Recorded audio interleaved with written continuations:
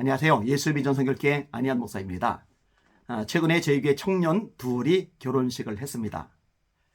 최근에 둘만 한 건 아니네요. 여러 사람이 했네요. 그 다음에 이번 토요일에 또 우리 교회 청년이 결혼식을 합니다. 너무너무 기쁘고 반가운 소식입니다. 이번에 결혼을 할 친구는 이제 박재신 청년입니다. 이 박재신 청년은 참 대단해요. 저에게 전도돼서 오고 나서 7년 동안 새벽 예배 운행을 했습니다. 여러분, 청년이 새벽에 일어난다는 거 쉽지 않죠. 게다가 더 일찍 일어나서 차량 운행을 한다는 거 더 쉽지 않아요. 근데 7년간 그거를 했어요. 한 번도 펑크를 낸 적이 없어요. 이 정도면 얼마나 사람이 성실한지 알죠. 하루에 2시간 이상 매일 기도를 합니다. 삶에서도 성실해요.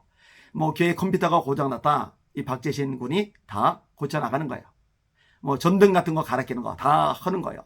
뭔가 말썽 나면 다 하는 거예요. 진짜 헌신된 귀한 친구입니다. 그런데 결혼을 못한 채 나이를 자꾸 먹어요.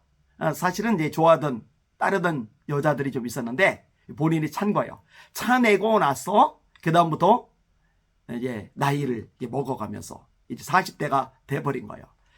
제 입장에서는 안타깝죠. 정말 좋은 일꾼인데, 너무너무 소중한 하나님의 아들인데 속상하잖아요. 그래서 저랑 아내랑 CTS 내가 매일 기쁘게 출연했을 때 맨 마지막에 제 아내가 기도 제목을 내놓으라는 그 제안에 이 박재신 청년의 배우자 결혼 문제를 기도 제목으로 내놓았어요. 그만큼 마음을 많이 썼던 겁니다. 자, 그러다가 어떤 일이 발생하냐? 코로나19가 발생을 했어요.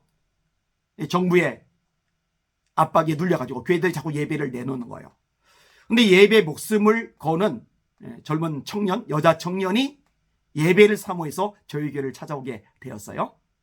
그리고 박재신 군과 둘이 결혼을 하게 된 겁니다. 그러니까 정말 믿음 있는 괜찮은 자매를 하나님이 예비시켜 놓으신 거예요. 얼마나 감사한 일인지 모릅니다. 지난 토요일 날 주례식을 하면서 정말 기뻤어요. 사실 그 어머니 때문에도 제가 가슴앓이를 했거든요. 그 어머니도 전도받아서 오셨어요. 믿음이 잘 자라고 계세요. 그런데 저를 볼 때마다 손을 꼭 잡고 우리 아들 장가 보내달라고, 우리 아들 결혼하게 해달라고 얼마나 간청을 하셨는지 몰라요. 그래서 될 겁니다 하고 격려를 해드렸었는데 드디어 결혼식이 열렸고 제가 주례까지 했으니 얼마나 기쁘겠어요. 진짜 큰 짐을 벗은 것처럼 감사한 마음이죠. 자, 그런데 고맙다고 주례비로 저에게 50만 원, 또 챙겨줘서 고맙다고 아내에게 50만 원을 준 거예요. 100만 원 이 거액을 준 거죠. 그 얘기를 아내의 통해 들었어요. 저에게 주면 제가 안 받을 게 뻔하니까 제 아내에게 전달을 했던 것 같아요. 아내가 저한테 어떡하죠? 라고 물어보길래 돌려줘야지 그랬어요. 그리고 박재신 만났을 때 그거 아내 보고 돌려주라고 그랬어. 그러고 나중에 얘기 들어보니까 아내가 다 돌려줬다고 하더라고요. 저는요, 주례를 서고 주례비를 받는 거에 대해서 뭐라고 비판할 마음이 손톱만큼도 없습니다. 그 비판하면 안 됩니다. 주는 것 감사해서 주는 거고, 받는 것 받아도 하등의 문제가 되지를 않는 거니까요. 다만 제가 가지고 있는 생각이 있기 때문에 저는 제 생각을 지켜나가거든요. 그 생각대로 일을 진행해 나가는 거예요. 자, 예를 들어 집회 같은 것도 제가 요청이 많이 들어오잖아요. 큰 교회, 연합집회, 해외 집회. 그러다 보니까 먼저 연락이 온 작은 교회, 몇 명 안 되는 교회도 가요. 4명도 가요. 3명도 가요. 10명도 가요. 무조건 순서대로만 가요. 그러다 보니까 이 작은 집회를 제가 수락하고 나서 큰 집회에 연락이 오면은 그 큰 집회를 제가 포기를 하는 거예요. 그러니까 이런 부분에 대해서 저한테 조언을 해주는 분들이 있어요. 애초에 작은 교회는 잡지 않는 게 좋지 않겠냐고, 더 많은 사람들에게 말씀을 전하면은 그게 유익하지 않겠느냐고. 그런데 저는 거기에 동의를 못합니다.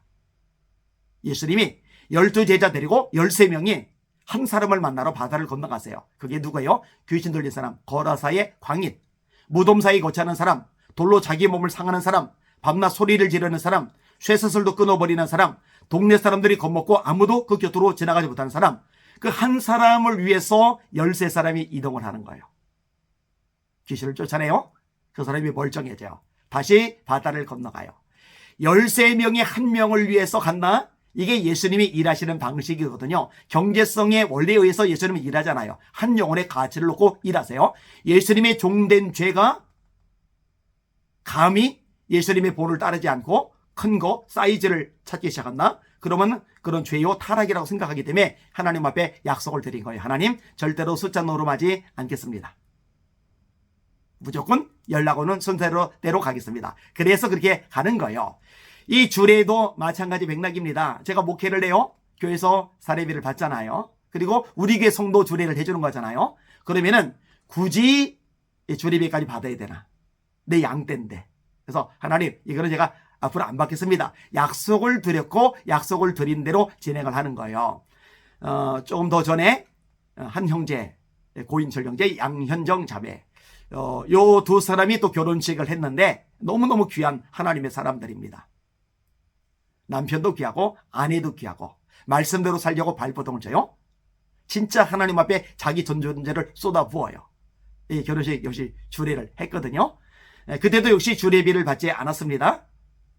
그동안 계속 그렇게 해왔고 앞으로도 그렇게 할 생각입니다.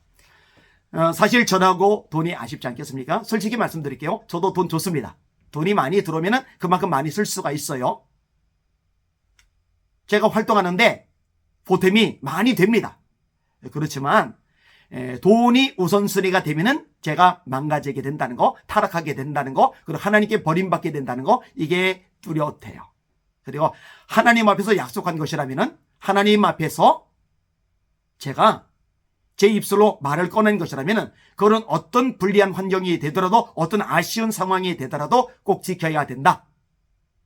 이게 제가 가지고 있는 생각입니다. 최근에 주례를 서면서 감사한 마음이 있고 우리 청년들 자꾸 결혼하는 거 너무너무 기쁜 마음이 있고 이 영희는 자녀들도 좀 많이 낳았으면 좋겠다는 생각이 많습니다. 적어도 3명 이상. 그래야 대한민국도 살고 그래야 한국교회 미래도 밝아질 수가 있으니까요.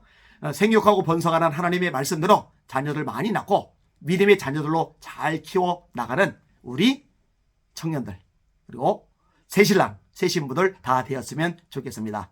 오늘도 주님 바라보고 주님의 이름으로 전진하며 승리합시다. 할렐루야.